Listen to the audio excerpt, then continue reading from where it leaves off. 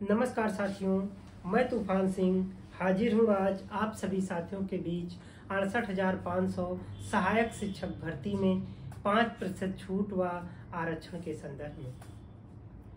सबसे पहले तो मैं माफ़ी चाहता हूँ कि आप सब साथियों के बीच कल का समय दिया था सारी गतिविधियों पर चर्चा करने के लिए और विगत दिनों हुई विधान परिषद की सद्भावना समिति में सुनवाई के संदर्भ में, लेकिन कल माननीय उच्च न्यायालय की खंडपीठ लखनऊ में और सचिवालय में पूरा दिन व्यतीत हो जाने के कारण आप सब साथियों के बीच ससमय नहीं हाजिर हो सका।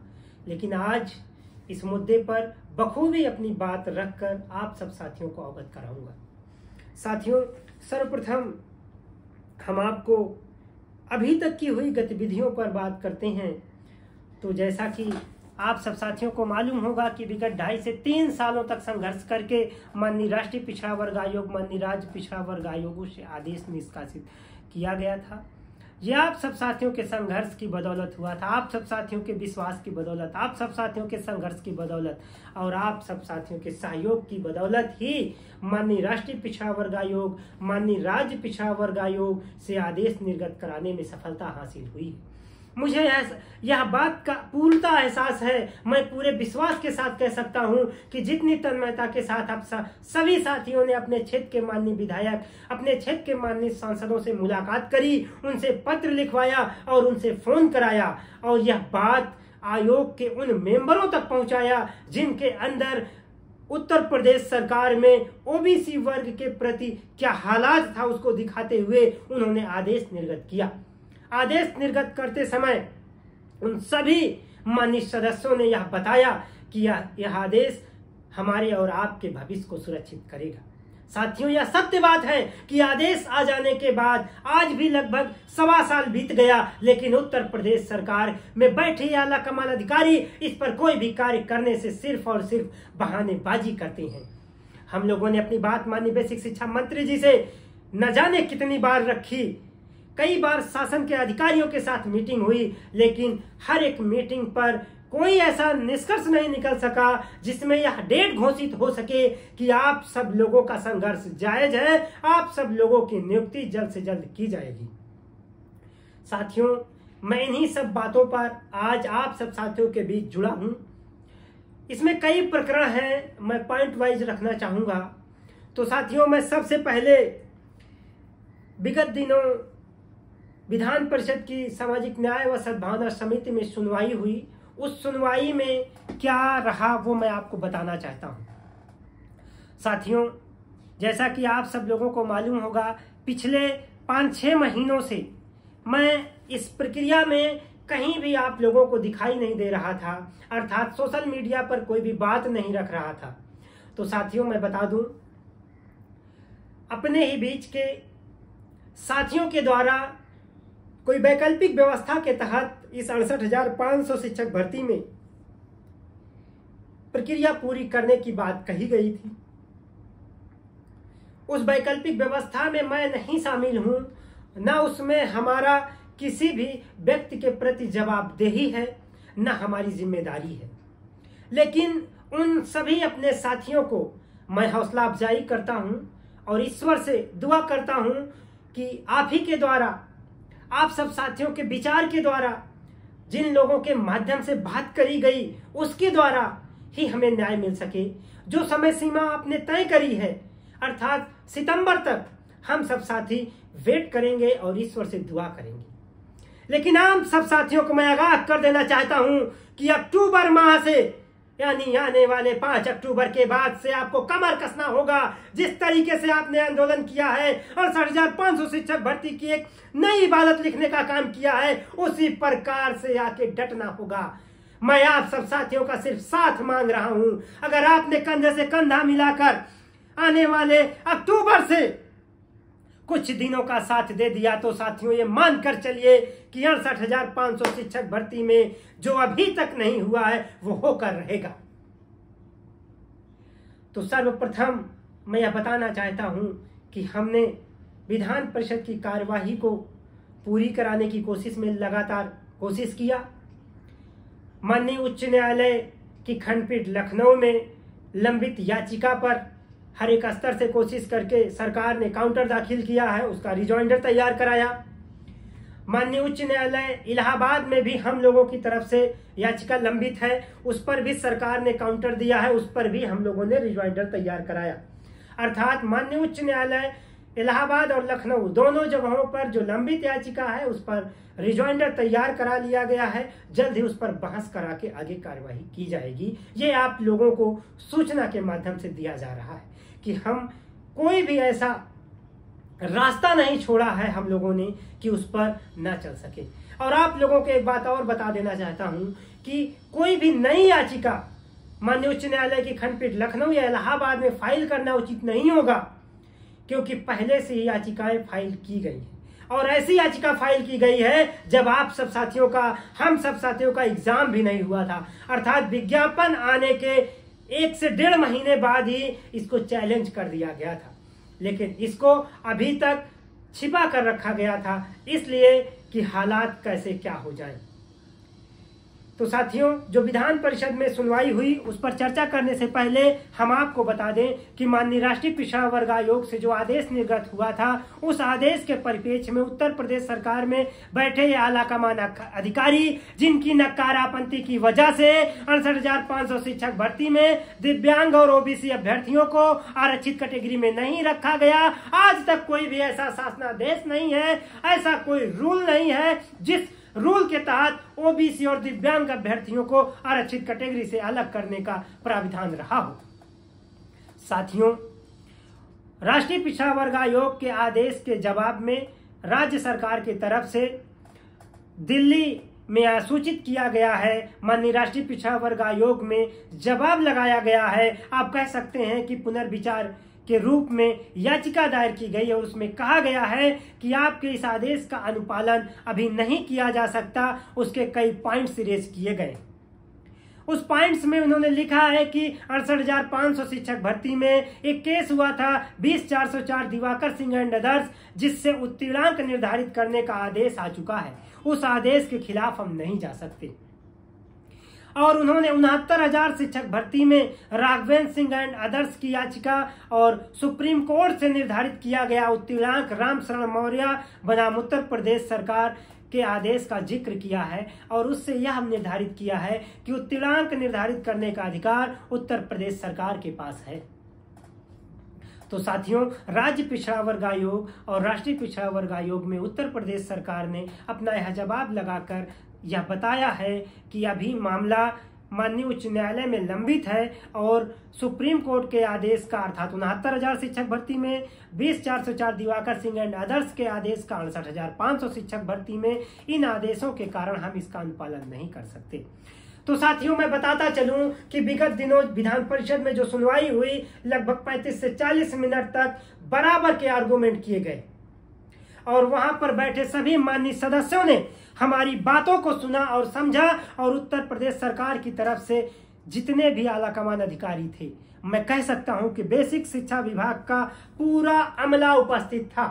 मैं नाम लेना चाहूंगा। बेसिक शिक्षा विभाग की तरफ से बेसिक शिक्षा प्रमुख सचिव दीपक कुमार, अनुसचिव श्रीमती अपर्णा सिंह, अनुभाग 4 से सचिव थे मिश्रा जी, उप निदेशक श्री गणेश सर, सचिव परीक्षा नियामक प्राधिकारी अनिल भूषण चतुर्वेदी, सचिव बेसिक शिक्षा अधिकारी प्रताप सिंह बघेल और शासन अनुभाग 5 से भी अधिकारी थे।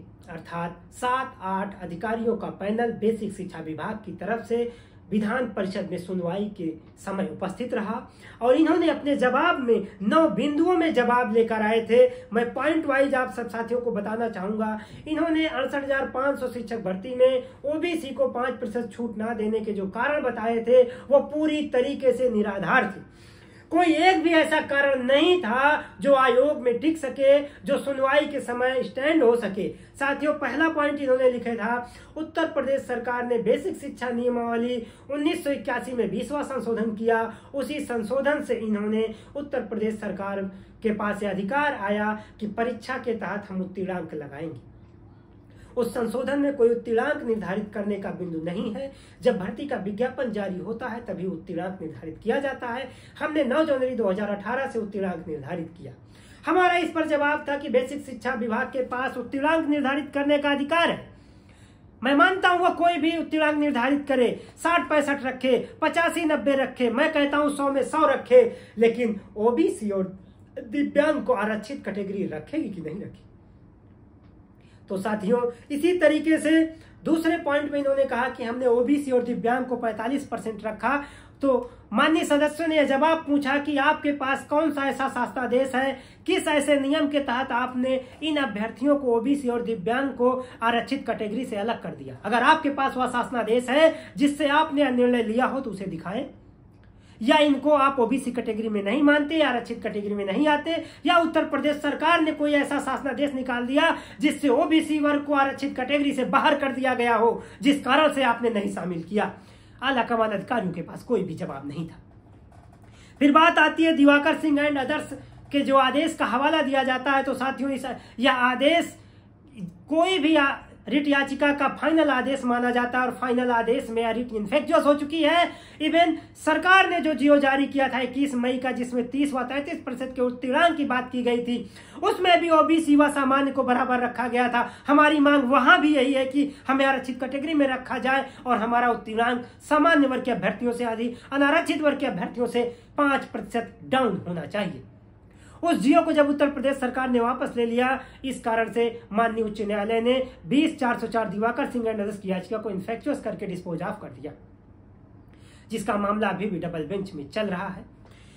फिर इन्होंने एक बात कही कि 69,000 शिक्षक भर्ती की बात इन्होंने 68,500 में समेटते हुए यह बताया कि राघवेंद्र सिंह एंड अदर्स की याचिका डबल बेंच में फाइल की गई थी, जिसमें माननीय कोर्ट ने यह बात मानी कि उत्तर प्रदेश सरकार के पास अधिकार है कि वह कोई भी उत्तीर्णांक निर्धारित करे, जिसको माननीय उच्चतम न्यायालय ने रामचंद्र मौर्य एंड अदर्स के रिट याचिका में यह बताया कि जो भी उत्तीर्णांक उत्तर प्रदेश सरकार ने निर्धारित किया वह सही है। मैं भी मानता हूं उत्तर प्रदेश सरकार आदेश का निर्धारण करे, उत्तीर्णांक का निर्धारण करे, लेकिन उत्तीर्णांक में आरक्षित वर्ग को 5% की छूट मिलनी चाहिए। फिर आगे कदम में इन्होंने 5वें पॉइंट में कहा कि एमसीटीई का जो गाइडलाइन है उसमें आरक्षित कैटेगरी में रखा जाता है, जो इनको टेट में हमने दिया है। तो साथियों, वहां पर यह बात रखी गई कि टेट एक पात्रता परीक्षा है और जो शिक्षक भर्ती की परीक्षा होती है हमारा संबंध उससे है। यह भी पॉइंट इनका निराधार रहा। इन्होंने अपने इस जवाब में बताया कि हमने राज्य पिछड़ा वर्ग आयोग और केंद्रीय पिछड़ा वर्ग आयोग के आदेश पर पुनर्विचार याचिका दाखिल करी है, जो अभी लंबित है। और ओबीसी प्रकरण पर भी इन्होंने माननीय उच्च न्यायालय में दाखिल याचिका इलाहाबाद और लखनऊ हाईकोर्ट का जिक्र किया और यह बताया कि मामला लंबित है, जिस पर हमने काउंटर दिया है। अभी रिजॉइंडर और फाइनल आर्गुमेंट नहीं हुए हैं, लिहाजा इसको यहां न सुना जाए। तो साथियों, मैं बता दूं कि सरकार के आलाकमान अधिकारी हर जगह यह बात इसलिए कहते हैं कि मामला न्यायालय का बताकर हमें बचा जा सके। तो कब तक बचने का काम करेंगे, कब तक बचते रहेंगे? हमने ये बात रखी आयोग के समक्ष, हमने समिति की सुनवाई में यह बात रखी कि हम ये दोनों याचिकाएं वापस ले लेते हैं। आप एफिडेविट में यह बात रखिए कि आपकी याचिका वापस जाने के बाद हम यह आपकी मांग को पूरा करेंगे। तो अधिकारियों ने साफ साफ करते हुए कहा कि महोदय, हम इस पर अभी विचार नहीं दे सकते, इस पर मीटिंग करना पड़ेगा। अगर ये अपनी याचिका वापस ले लेते हैं तो हम मीटिंग करने के बाद निर्णय लेंगे। तो मीटिंग करने के बाद आप क्या निर्णय लेंगे तो ईश्वर जाने। अर्थात हमने जो चारों रास्ते, हमने सभी उन रास्तों पर चलने का काम किया जहां से हमारे हक और अधिकार को छीनने का किया गया था। तो कहीं ऐसा ना हो कि आपके बहाने, आपकी इस गुमराह भरे सवालों में हम अपना कोई ना कोई रास्ता बैरिकेटिंग कर दें। साथियों, समिति की सुनवाई में माननीय सदस्यों ने बहुत बेहतरी तरीके से बात करी। जो हमारे पास सितंबर 2014 का आदेश है, जिसमें साफ साफ लिखा गया है कोई भी भर्ती जारी की जाएगी, कोई भी डायरेक्ट रिक्रूटमेंट किया जाएगा, उसमें अनारक्षित और आरक्षित वर्ग होगा। तो आपने इसमें सामान्य व ओबीसी लिखकर उस शासनादेश का वायलेंस किया, जिसके कारण भी आप दोषी हैं। इन तमाम बातों पर कोई भी जवाब नहीं दे पाए आलाकमान अधिकारी, और अपनी इस गतिविधियों को पूरा नोट किया गया, उनके भी जवाब को नोट किया गया। वहां पर इस बात को भी माननीय सदस्य ने रखा कि क्या ये जो बात कही जा रही है, यानी आपने सभी भर्तियों में दिया, 69,000 में दिया, जूनियर सहायक शिक्षक भर्ती में दिया, सिर्फ 68,500 में क्यों नहीं दिया? क्या इसका जवाब है? अधिकारियों के पास इसका कोई जवाब नहीं था। और उन्होंने कहा कि क्या ये बात जायज है? उन्होंने कहा हाँ जायज है, लेकिन हम इसको करने से बाध्य हैं। तो साथियों, इनके करने की बाध्यता को समाप्त करने का एक ही रास्ता है, आप लोग संघर्ष करने के साथ साथ आर पार की लड़ाई लड़ने को तैयार रहिए। जैसा कि मैंने बताया कि हम सितंबर तक शांत रहेंगे, वेट करेंगे किसी अन्य कार्य विधियों पर कोई निर्णय हो जाए और ईश्वर से दुआ करेंगे, अन्यथा अक्टूबर से लड़ाई लड़ने के लिए हम तैयार हैं। बस आप सभी साथियों का साथ चाहिए। और माननीय उच्च न्यायालय से भी हमने कदम बढ़ा दिया है और लड़ाई जारी है। आपको आने वाले समय में उसका भी प्रतिफल दिखाई देगा। अब रही बात अभी तक की गतिविधियों पर, तो साथियों शासन में और सरकार में 68,500 शिक्षक भर्ती पर सभी आदेशों के अनुपालन में कोई भी बड़ा निर्णय नहीं लिया गया है। यह निर्णय तब लिया जा सकेगा जब आप सब साथी कमर कस के आर पार की लड़ाई लड़ने के लिए बाध्य होंगे। यानी यह मांग जायज है, सिर्फ एक ही बहाना होता है कि देर हो चुका है, मैं भर्ती कर चुका हूं, लेकिन करने की बात आती है तो सिर्फ भागते हैं। इसका दोषी कौन है, उस पर सजा भी होगी, वह भी दौर आएगा। लेकिन हम लोग पहले अपना हक और अधिकार ले लें, यही एक ऐसा रास्ता है जिससे नौकरी मिल सके। साथियों संघर्ष का एक दौर होता है, उस दौर से हम लोग गुजर रहे हैं जब हिम्मत नहीं पड़ती। लेकिन आप सब साथी ये सोचें कि हमारे पास खोने के लिए क्या बचा है। जो भी कुछ था खोने को वो खो चुके हैं, सिर्फ और सिर्फ अधिकार के लिए हमें लड़ना है। इस आताताई उत्तर प्रदेश सरकार से जवाब लेना है। इस सरकार में बैठे आला कमान अधिकारी जो इस प्रक्रिया को पूरा करना ही नहीं चाहते, हम उनसे जवाब लेंगे। वो जवाब होगा नियुक्ति का, वो तब हो सकता है जब आप लोग तैयार रहिए। मैं आप सब साथियों के बीच समय समय पर आता रहूंगा। आज इन सभी बातों को नोट कर लिया जाए कि अभी तक जो भी सुनवाई हुई है, इतना बेहतर निर्णय नहीं हो पाया था। सारे आलाकमान अधिकारी इस बात से सहमत हो गए हैं कि अब आने वाले समय में हमें इसको करना ही होगा। बस सिर्फ आदेश का जरूरत है। और विधान परिषद में मैं मान के चलता हूं कि अगली जब भी बैठक होगी, उस बैठक में यह निर्णय हो जाएगा कि आपको करना ही होगा। क्योंकि जिस प्रकार से आधे घंटे 40 मिनट की सुनवाई हुई, उससे साफ साफ दिखने लगा था। और ईश्वर ने चाहा तो तब तक न्यायालय का भी कोई ना कोई ऐसा जजमेंट होगा जिसके लिए सरकार बाध्य होगी।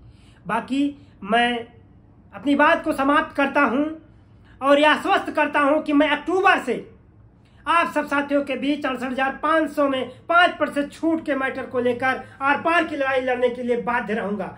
सितंबर तक मैं शांत हूं। सितंबर तक किसी और विधियों के तहत मुझे सभी साथियों ने बताया है कि तूफान भाई आप इस आर पार की लड़ाई में थोड़ा इंतजार करिए, सितंबर तक का समय दीजिए। तो साथियों मैं सितंबर तक किसी अन्य कार्य विधि में व्यस्त हूं। तो आपको बता दूं, पुनर्मूल्यांकन को लेकर लगातार इलाहाबाद में मैं पैरवी कर रहा हूं। और जो भी साथी पुनर्मूल्यांकन को लेकर माननीय उच्च न्यायालय में याचिका दाखिल किए थे, उन पर सुनवाई बराबर चल रही है। उन पर काउंटर आ चुका है, रिजॉइंडर लग के बहस हो रही है। और अभी तक 6 ऐसे साथी रहे जिनको माननीय उच्च न्यायालय इलाहाबाद ने उनको क्वालिफाई किया है। आने वाले समय में उनका भविष्य सुरक्षित है। मैं इन सब बातों पर, इन सब कार्य विधियों के तहत ये शांत होकर आपको ये बताना चाहता हूं कि आने वाले समय में 68,500 शिक्षक भर्ती पे 5% छूट के तहत ओबीसी, दिव्यांग, भूतपूर्व सैनिक और स्वतंत्रता संग्राम सेनानी आदि के अभ्यर्थी भी नौकरी करेंगे। जिस प्रकार से सरकार ने बार बार कहा, शासन ने बार बार कहा कि हम संशोधन नहीं कर सकते, तो वहां पे बात आई कि आपने इतने संशोधन किए हैं कि जो अकल्पनीय है। विज्ञापन जारी किया गया 9 जनवरी को, उसमें अदर स्टेट को शामिल किया गया, रिवैल्यूएशन कराया गया, कटिंग ओवर राइटिंग को शामिल किया गया, न जाने कितने संशोधन किए गए। लेकिन जब आरक्षित वर्ग के ओबीसी अभ्यर्थियों को आरक्षण देने की बात आती है तो आप भागते हैं, क्योंकि आपका चाल और चरित्र इतना दोहरा हो चुका है कि जिसको आर पार लड़ाई लड़ने से ही पूरा किया जा सकता है। मैं अपनी बात को समाप्त करता हूं। आप सब साथियों से निवेदन करूंगा कि इस वीडियो को ज्यादा से ज्यादा शेयर करें, इस चैनल को लाइक और सब्सक्राइब करें, क्योंकि आगे की जो भी सूचनाएं होंगी इसी चैनल के माध्यम से आप सब साथियों तक प्रेषित की जाएंगी। धन्यवाद, नमस्कार।